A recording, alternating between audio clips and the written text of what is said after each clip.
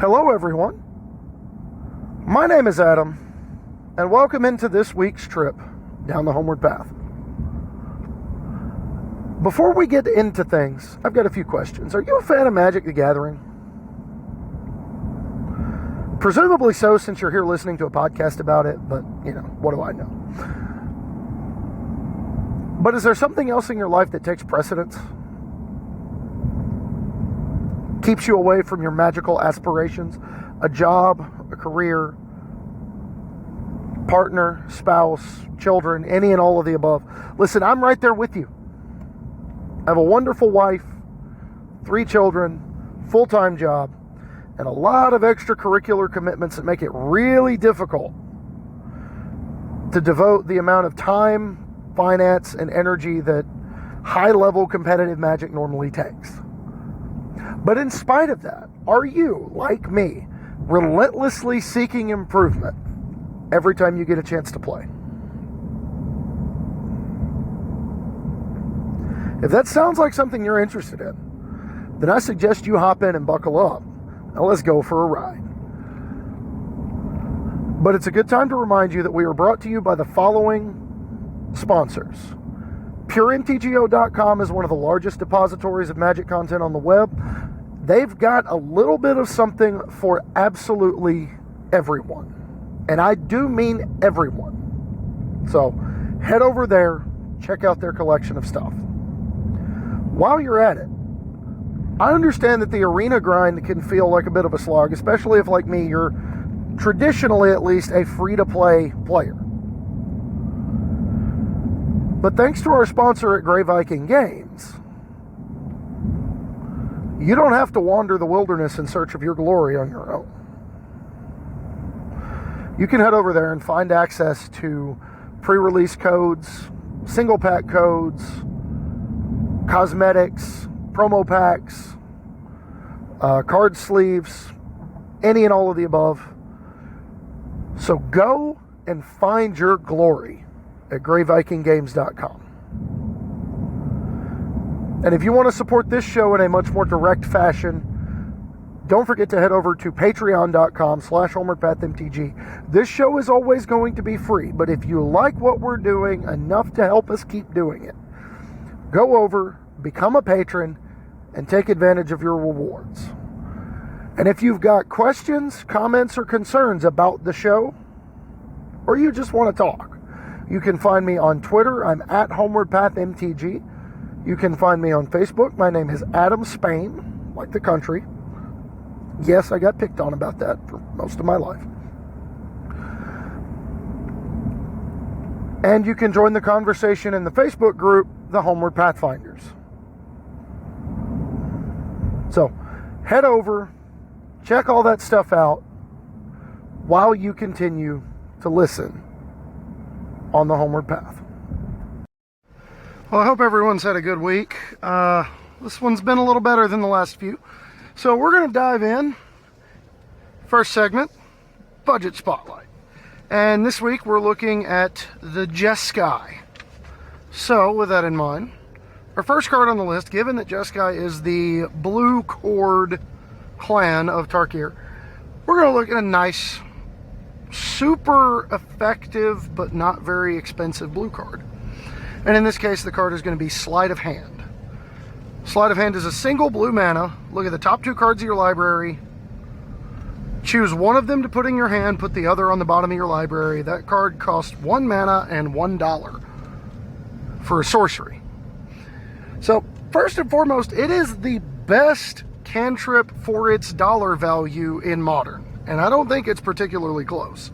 Like, Opt costs nothing, but it's Opt. It's exactly fine.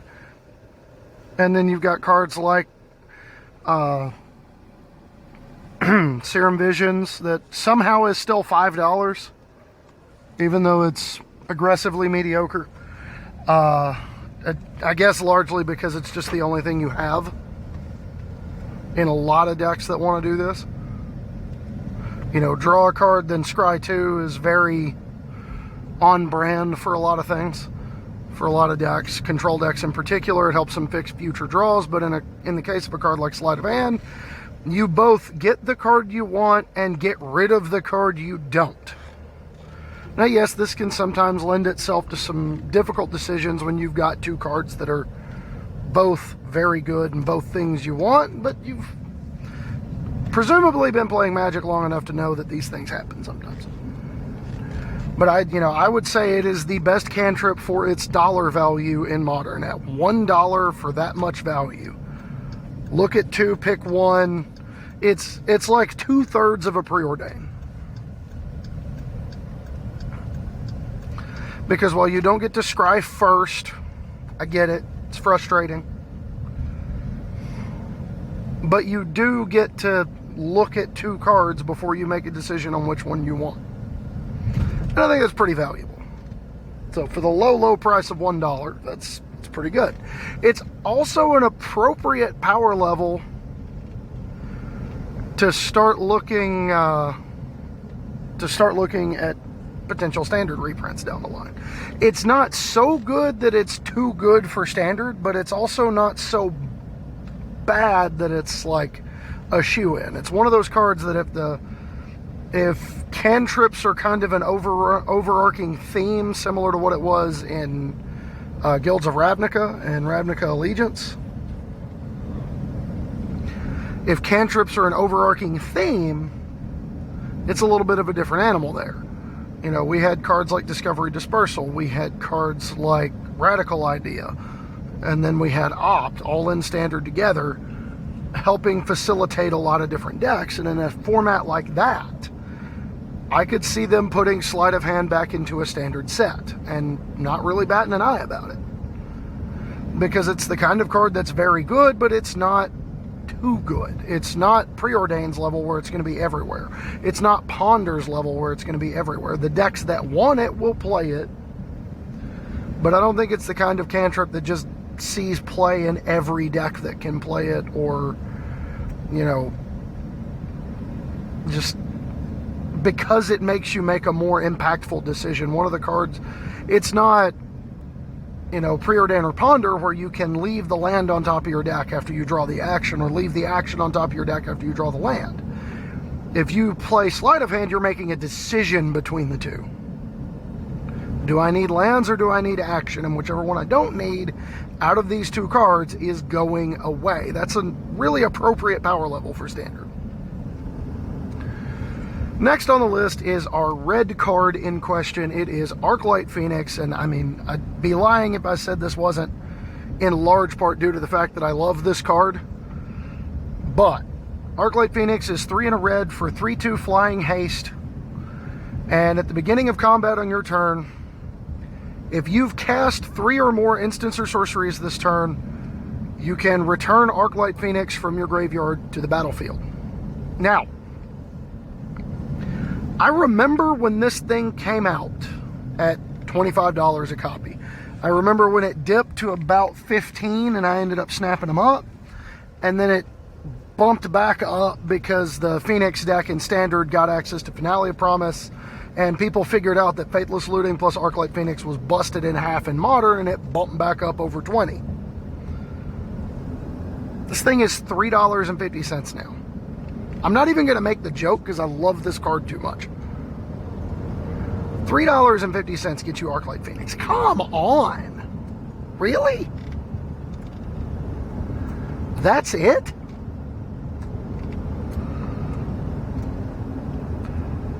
Seeing this card at this price point is just really jarring because of its history in pricing and its pedigree as a competitive juggernaut when the situation is right.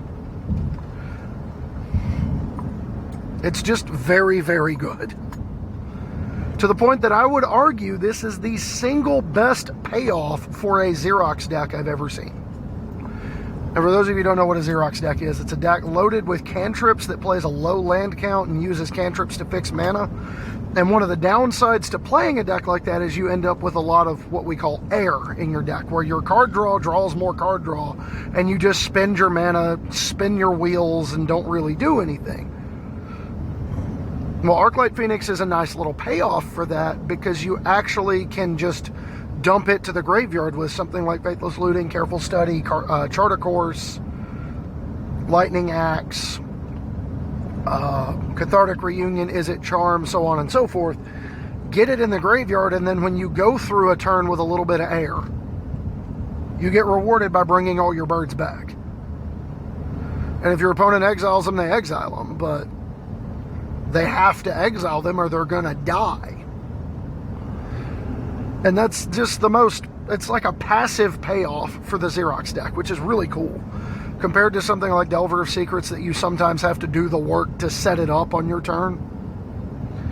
Or compared to something like Thing in the Ice, where it takes a little bit of time to set it up and you've got to protect it. Or compared to something like Young Pyromancer, where an opponent's board wipe can undo all of the work you've done and you won't get it back. Phoenix is just like, am I exiled? Because if I'm not, we're going to do this again. I don't know when, but we're going to do this again.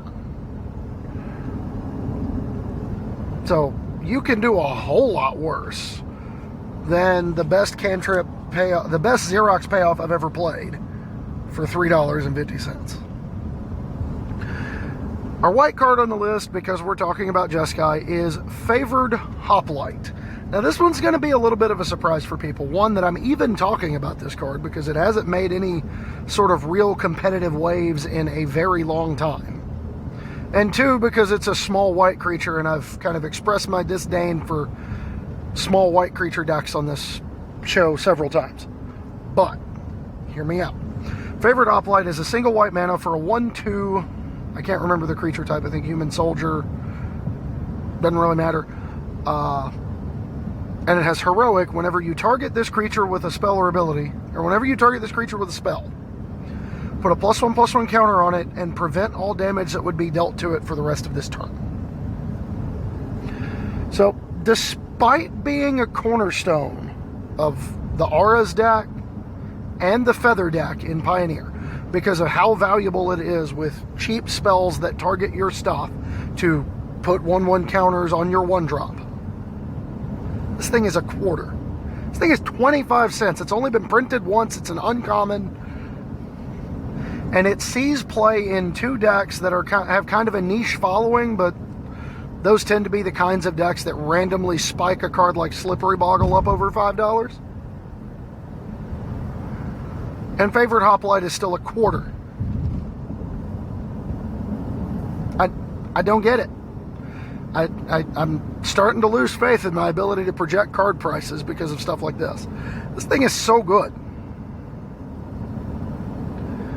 Because it does some absolutely filthy things to combat early in games.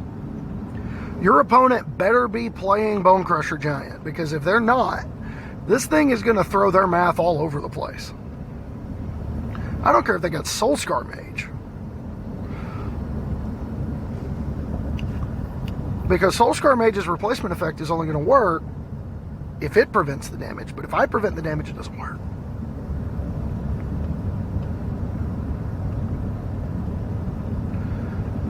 I think. Don't quote me on that. Double check that ruling. But even, discounting Soulscar Mage and Bone Crusher Giant, both cards that are good, not stellar in Pioneer,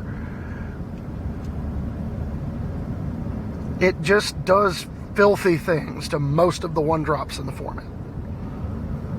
It will just bounce off a Monastery Swiftspear and doesn't even leave itself open to getting burnt or blown out by a follow-up shock or a shock in the middle of combat.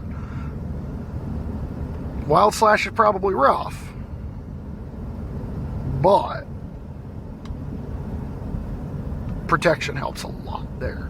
Cards like the cards you play alongside this are cards like God's Willing, Karametra's Blessing, Sheltering Light, Gird for Battle,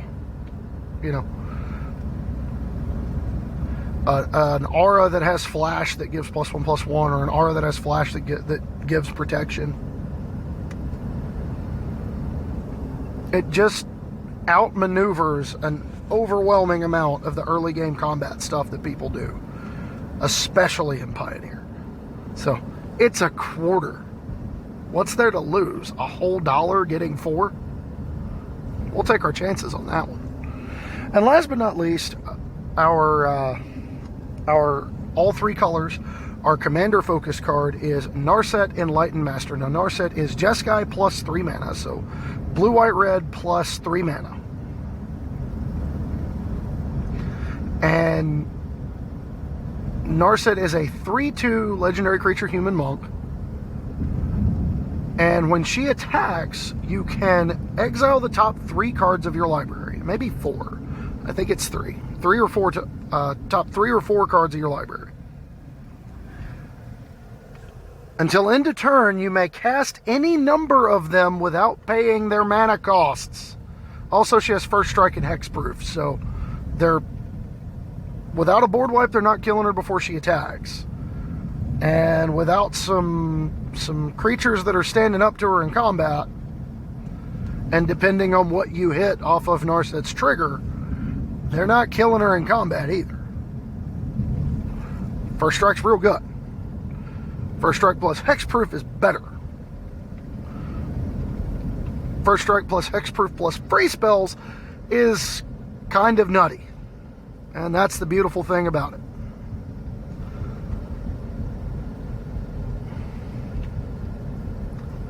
So,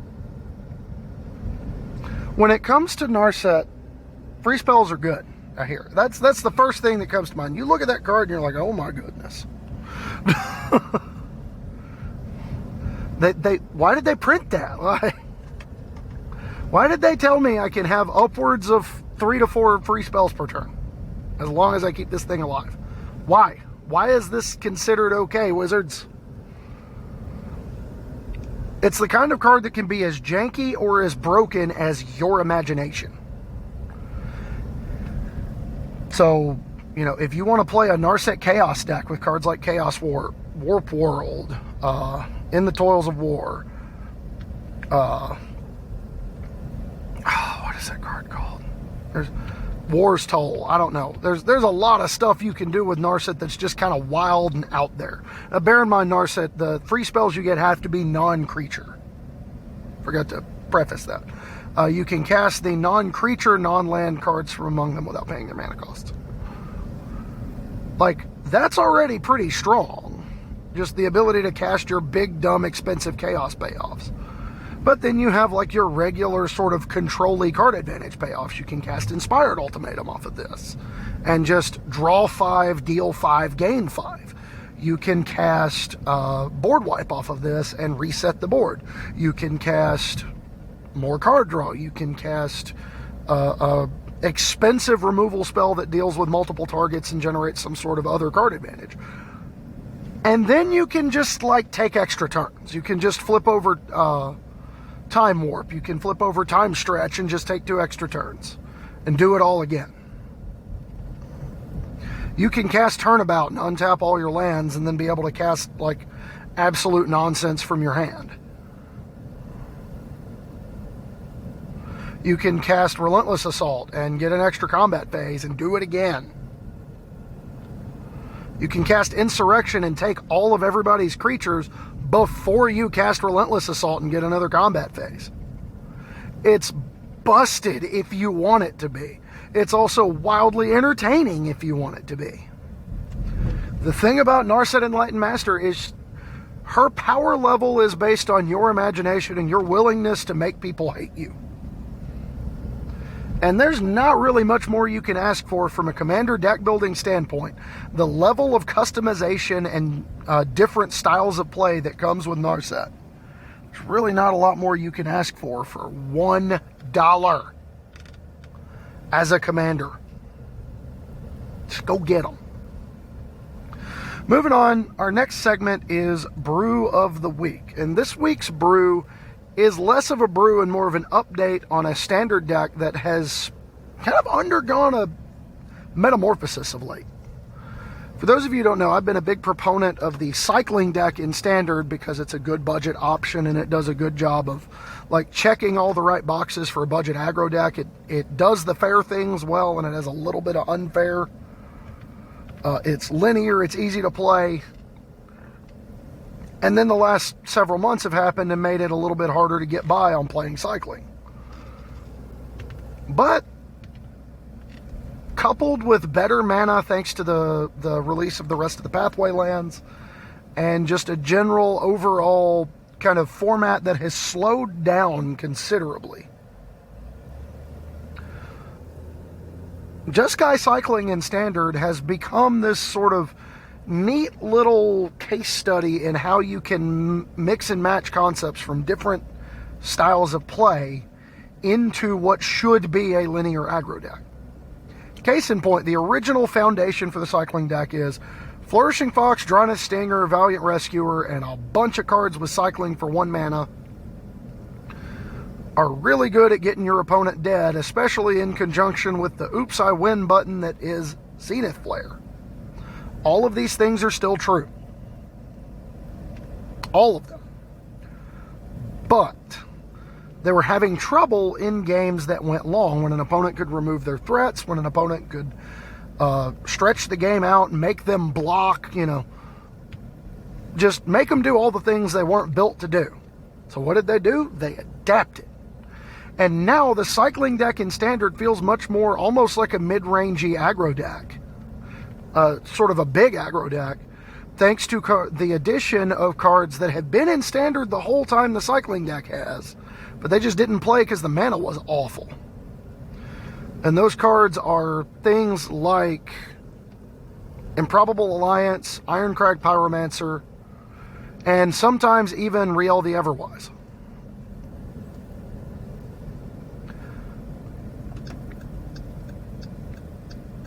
And in the case of these cards, I mean, they add an element of grind to a deck that sorely, desperately needed it.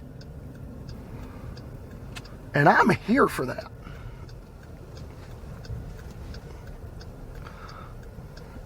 So, where it was previously a very linear aggro deck, now it's got a little bit of grind thanks to these new cards. Card draw from Riel, payoffs for using cycling on your own turn in the form of Improbable Alliance, Ironcrag Pyromancer, cards that play well with your Valiant Rescuer that want you to cycle on your own turn and on your opponent's, as opposed to just going all in on cycling on your turn with Flourishing Fox. So you've got the ability to go tall with your Flourishing Fox, but you can also go wide with all these different token producers, or Ironcrag Pyromancer can just make sure you never have to attack. Just as long as you can draw an extra card on your turn and 2 extra cards on your opponent, you can just keep shooting them. And you can win the game that way in conjunction with Drawneth Stinger. Like, both of your primary game plans get better by adding these cards. It also opens the door for removing Luris's companion, because again, you can't play Ironcrag Pyromancer and Luris as your companion at the same time.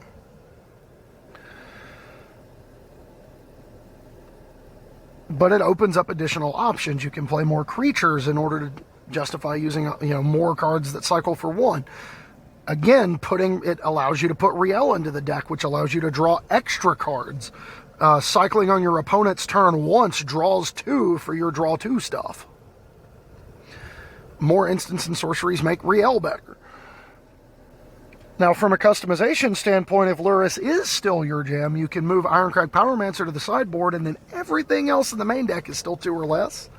And you can play a card like Ominous Seas, which is just another non-creature permanent that can sit there on the battlefield and generate value, or force your opponent's hand with cards like Brazen Borrower. Once it starts getting close, they have to use it on that, and they can't use it on your Fox, or they can't use it on your Improbable Alliance, or they can't use it on, whatever the case may be, they can't use it on that thing. So if they're more scared of 8/8s, they have to worry about the 8/8s, and if they're more scared of something else, it pushes things in a different direction. As for the overall outlook of the cycling deck, it is still very capable of clocking the slower decks, like Fox into double cycle, into triple cycle, into Zenith Flare will still absolutely murder people sometimes. If they just don't have it, or they're too interested in setting up their own plan and they're trying to race you, they're just gonna die. But the grind package also gives you game against the other aggro decks, notably, giving you easy ways to chump block Lovestruck Beast in the absence of Embercleave. You can use those tokens to gang up against stuff like Fervent Champion or Robber of the Rich. You can use those tokens to gang up against bigger stuff. The Improbable Alliance tokens fly, so you've got a little bit of chump blocking against Goldspan Dragon plus Unleash Fury. You've got a lot available that gives you sort of a multiple look. You can do a little bit of what you need to do in every matchup, and I love it. So for that reason, Jeskai Cycling was this week's Brew of the Week. But that brings us to our main topic. Who actually are the Jeskai? What's the deal with that? Well, the official name of the clan is the Jeskai Way, which I think is super cool because it's not got that like classic clan gang, that we're accustomed to. It's not the clans, it's not the houses, it's not the syndicate, it's not the organization. This is the way. The Jeskai are the blue cord clan of Tarkir, exploring the relationship between blue and its ally white and its enemy color red.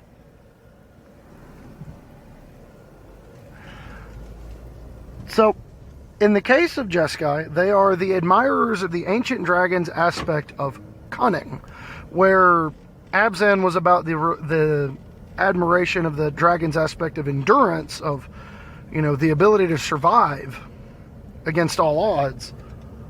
The Jeskai are about intelligence, intellect, strategy, finesse. And if anybody knows me when it comes to playing Magic, I love finessing people. It is so much more satisfying to me than just beating them down with brute force. I like using my head, making each game a new puzzle to solve. And to quote my friend Andrew, when he was still playing Magic, he would say he likes decks that take more game actions than the opponent. You just get to cast more spells.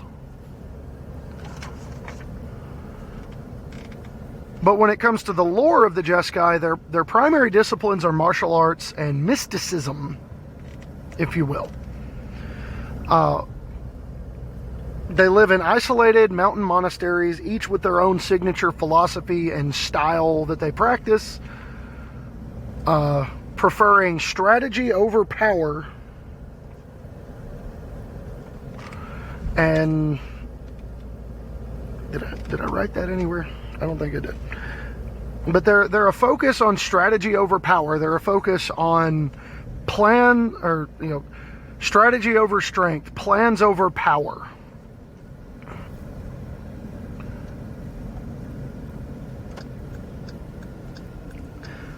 And I just love that. I like that. That's one of my great regrets, that during my break from Magic, I missed getting to play Tarkir Standard. Because to me, that would have been really sweet, getting to play the style, a clan whose flavor is rooted in the way that I like to play. So it's one of my biggest regrets is not getting to play during that era. Their mechanic prowess is what I call the realization of a blue combat mechanic, placing the correct kind of importance on knowing what kinds of combat tricks are available. It essentially turns all of your creatures into walking or flying or sliding combat tricks. Because any non-creature spell will change the math on power and toughness, and then depending on the mechanic in question, it might change how blocking works. It might change, you add protection and buff your creature, you might just be beating theirs down and not losing yours. You add a lot of power and toughness. You add power and toughness across the board, but you have one or two creatures with prowess.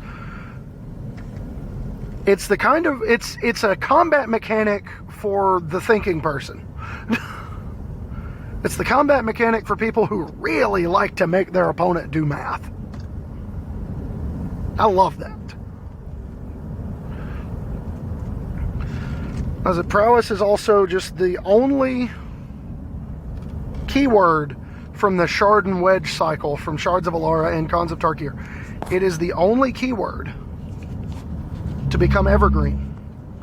It's the only keyword to show up in later sets all the time.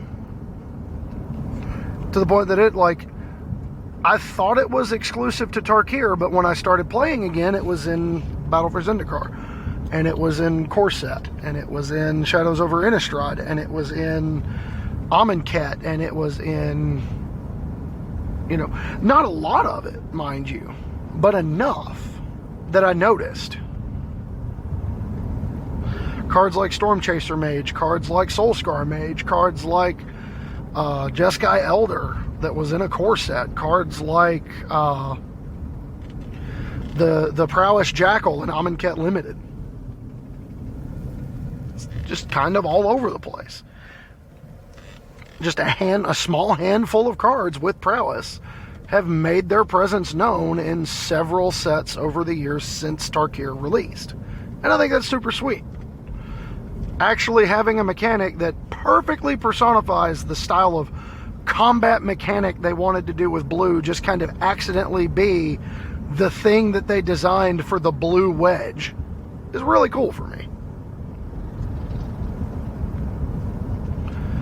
As far as a competitive history, I wanted to take a look at this one from a little bit of a different angle because Jeskai is so much on strategy over strength. Instead of looking at kind of a competitive pedigree and noting the fact that several of the decks have similar themes, the thing about Jeskai is just how nebulous it really is. How sort of all-encompassing when it comes to archetypes it really is. So I wanted to pinpoint one example from each macro archetype, aggro, mid-range, combo, control. And we're going to start with the mid-range because it was my first real exposure. And that was the Angel Fire deck from 2007 Standard. It was Planar Chaos Standard specifically. Now in Time Spiral, one of the time-shifted cards was Lightning Angel, red, white, and blue, and 1 for 3/4 flying haste vigilance. Notably, she had 4 toughness, so she lived through opposing lightning helixes. She had flying vigilance, so she was attacking over while simultaneously blocking. And there was a long period of time where we were just kind of trying to figure out where we wanted to use this card, and then this deck popped up, and it was seemingly, at least at the local level, everywhere. You used a combination of powerful removal spells in cards like Lightning Helix, cards like Wrath of God, cards like I'm trying to draw on a blank. Volcanic Hammer, or no, Incinerate was in Standard at the time. You had burn spells to take out small creatures. You had Wrath of God to take out boards full of big creatures.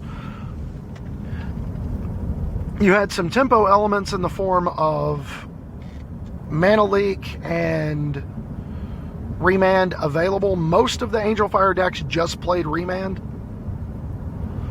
So the ability to counter a key fundamental turn spell, bounce it back to their hand, draw a card, and then be able to apply pressure the next turn. It's kind of a big deal. There was a mana disruption package in the form of Boom and Bust. Boom in particular was really good alongside your Flagstones of Trocaire that you were playing, so that you could boom their land and your Flagstones, and your Flagstones would replace itself with a Sacred Foundry, which was really cool. But it would also, a Sacred Foundry or a Hallowed Fountain, you just blow up their land, mess up their mana. For 2 mana, there's not a whole lot more you can ask for from a mana disruption standpoint. But it also gave you sort of the Urnam-Geddon approach to the mid-game, where when the game started to stretch long and both players were top decking, if I top deck a card that makes your lands go away, and I've got the only creature in play, I'm probably going to win that game. That's probably going to go great for me.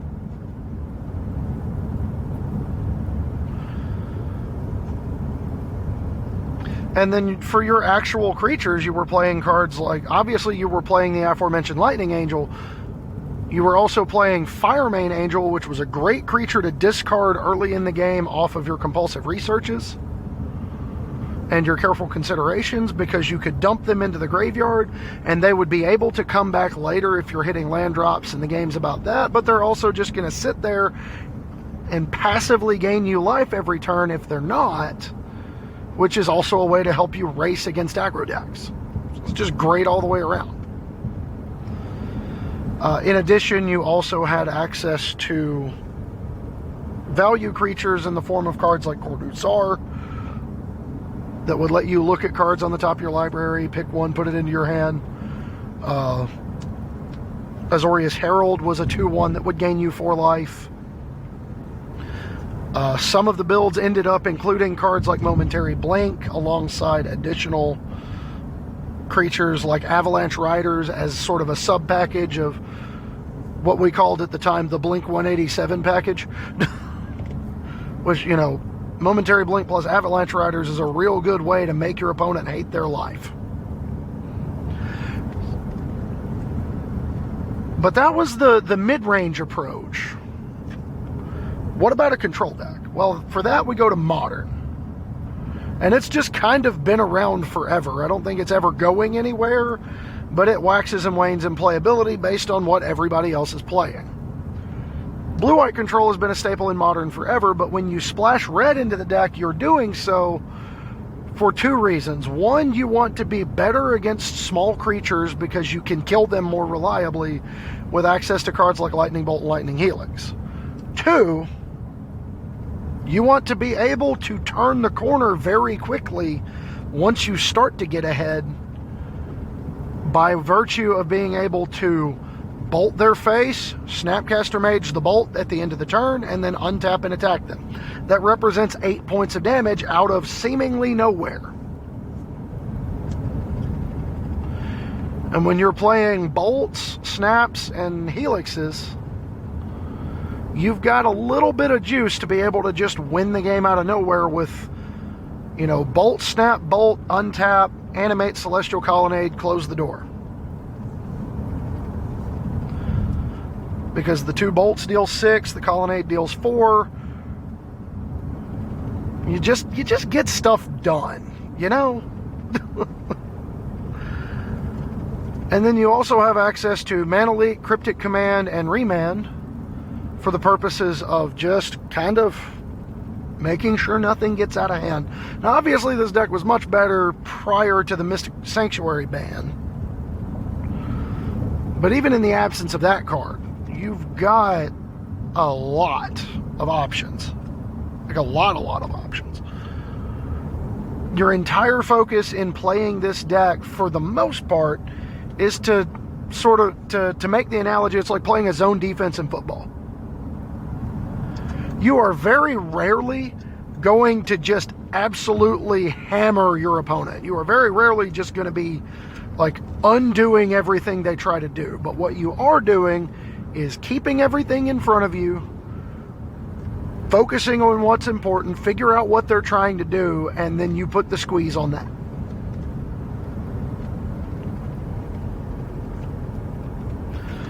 Next on the agenda, we're going to talk about a combo deck.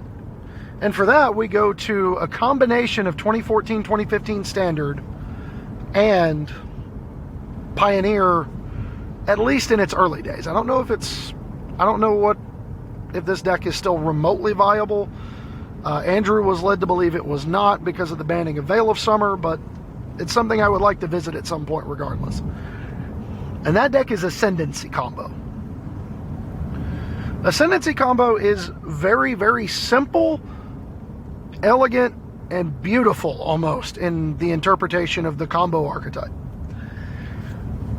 Because you are part 2-card combo, the 2 cards being a mana creature and Jeskai Ascendancy, and part storm combo where what you're trying to do is just generate a lot of mana so that you can continue casting spells to pump your mana creature big enough to kill your opponent. So you're playing a bunch of cantrips, you're playing a bunch of cheap removal if you're playing any removal at all. You're primarily playing cantrips or cards that generate mana that in conjunction with Jeskai Ascendancy become cantrips. And while technically I know this is a 4-color deck, this deck is not possible without Jeskai. You are not building this deck without Jeskai Ascendancy. It's not happening. So to that end, it is a very Jeskai combo deck. You marry a blistering array of cantrips to a suite of mana creatures with the sole purpose of just casting as many spells as humanly possible and killing your opponent out of nowhere with a giant mana creature. Or if you're playing Sylvan Awakening, a bunch of them. You play Sylvan Awakening, your mana creature untaps, you float a mana in response, all your lands become creatures, you play a cantrip, untap everybody, and all of those lands become creatures now. And you can just keep casting cantrips, and eventually your opponent dies because you've got extra mana and, you're not exposing yourself as badly to removal. I think that's pretty cool. It's the kind of deck that is very all-in. It is either really good or really bad, depending on what the format is doing. If the opponent is built on attacking your hand aggressively, a la the Rakdos Arcanist decks, the blue-black control decks, the mid-rangey Mardu decks, or what have you, it's not going to be very good, because it is really hard for you to combo without Jeskai Ascendancy. Veil of Summer helped with that immensely, being able to fight through something like a Thoughtseize. You could protect yourself and draw a card. It's also not very good against counter magic, for obvious reasons. But if your opponents are just kind of trying to ignore you and kill you on turn 4, why not just kill them on turn 3? Seems decent to me. And that's what this deck is about. Last but not least, we go back to 2015 Standard. It was after the release of Battle for Zendikar. And we're going to take a look at Jeskai tokens. Now, it was a deck that saw some action during the actual Tarkir block era of Standard, like the beginning of it, when it was the newest thing. But it's a deck that got infinitely better when other things left the format and Gideon Ally of Zendikar entered the format. In addition, it also picked up a lot by gaining Jace Vryn's Prodigy from Magic Origins. This is the fair version of the Ascendancy deck. It's the best way I can describe it. If Ascendancy is designed around the express purpose of killing your opponent as quickly as possible, Jeskai Tokens is designed around the express purpose of killing your opponent eventually. We'll get there. We're going to play some stuff. We're going to make it bigger, and then we're going to kill you. It's a swarm aggro deck. It's got a little bit of that combo bend to it, thanks to Jeskai Ascendancy and Jace Vryn's Prodigy, helping you turbo through your deck, flip a Jace in order to continue comboing sort of with Ascendancy and make your tokens really big. But at the end of the day, it's an aggro deck. You're not playing a bunch of mana creatures. The only creature you're interested in untapping multiple times is Jace Vryn's Prodigy. And that's just to get it to flip so you can cast another token production spell or a haste enabler to kill your opponent. Jace Vryn's Prodigy and Gideon Ally of Zendikar also gave that deck an unreasonable amount of grind game, because Gideon, its entire time in Standard, was one of the best cards in the format from the moment it released, because it turns out 4 mana, make a 2/2 every turn, or 4 mana, all my creatures get bigger, or 4 mana, I'm joining the fight next turn. It's pretty good. It's just objectively one of the best threats available, even though white was kind of down as a color for a while at that time, still arguably is, Gideon was really good. It wasn't that Gideon fixed the ills of white, it was Gideon was kind of a personification. It's a very top-heavy color, and Gideon's like, I'm the top-heavy of all. And then you also had access to Treasure Cruise, which is just, as most of you know, an absolutely messed up in half magic card. Draw 3 cards for 1 mana is real strong. I don't know how many times we need to beat that into people's heads, but Ancestral Recall's good, I hear. So, in conjunction with Gideon, Jace, and Treasure Cruise, you had the capacity to grind people out that maybe you wouldn't have otherwise had without access to those cards, and you would have been more interested in being sort of the all-in Ascendancy deck. But that's kind of a good synopsis on what the Jeskai Way really is. It's less about being good at one specific thing the way a lot of these other color combinations are, and much more about having a little bit of bend into every archetype, which I think is really sweet. Multiplicity is something I value. Versatility, something I really value. And it has led me to play a lot of bad Jeskai decks over the years because they could be multiple. You know, I played the Jeskai. I'm not ashamed to admit that I played the Jeskai Heroic deck after Ikoria dropped in order to play Sprite Dragon alongside 10th District Legionnaire and Feather alongside Luris and then Staggering Insight. I'm not ashamed to admit that I played that deck. I am ashamed to admit that I played that deck too long. Because it was like fine. It was not good. But there you have it. That's all I've got on Jeskai. So if you've got questions, you've got comments, you've got concerns, send them to me on Twitter. I'm on Twitter at HomewardPathMTG. I'm on Facebook. My username is Adam Spain. You can join the conversation in the Facebook group, the Homeward Pathfinders. If you're a patron of the show, you can join the conversation in a much more direct and what's the word here? Persuasive fashion in the Patron Pathfinders Discord channel. And, you know, speaking of which, if you want to donate to that, if you want to become a member of that, it's patreon.com/HomewardPathMTG. Show's always free, but if you like what we're doing enough to help us keep doing it, please feel free to do it. Jump in, become a patron, take advantage of those rewards. And with that, when we move on to the best segment every week, let's get it pulled up. Finally stop the car.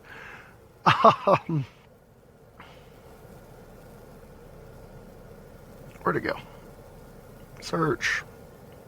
Come on.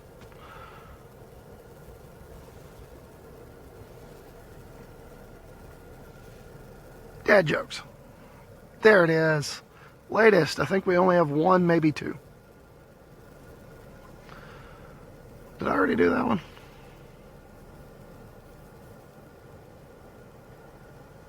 I didn't do that one. So our first one is actually from a little while back, and I just forgot to do it. From John Ramos, who has become one of my favorite people to interact with online. He said, man, blue-green decks are going to have a really hard time trying to be good when one card isn't carrying literally the entire weight of your decks with it. To which Titan Smash MTG says, Euro gotta be kidding me. I tagged it.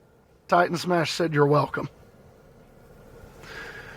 And then the newest one from, let's see, at Joseph M. Schultz. Adding Ink Shield to my black-white tokens deck. Why? It's the least I could do.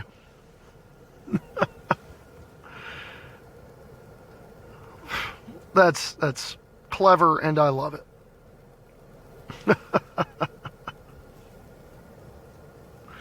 Someone says, I had an inkling you'd add this in.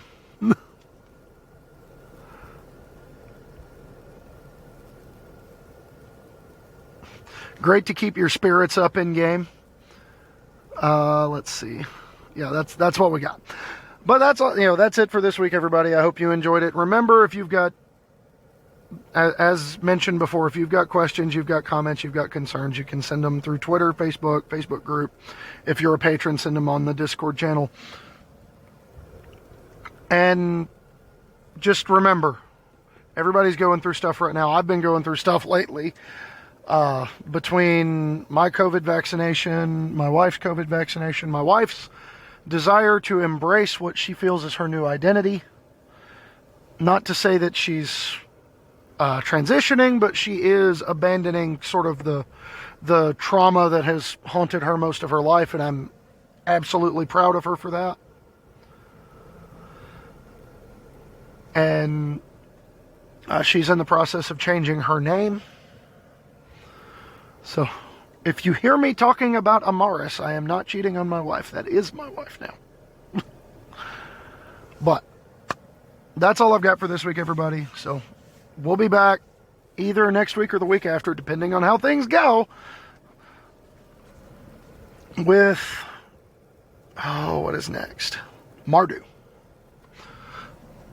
So, hope everybody's excited.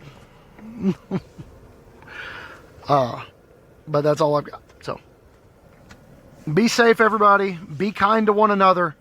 And we'll catch you next episode.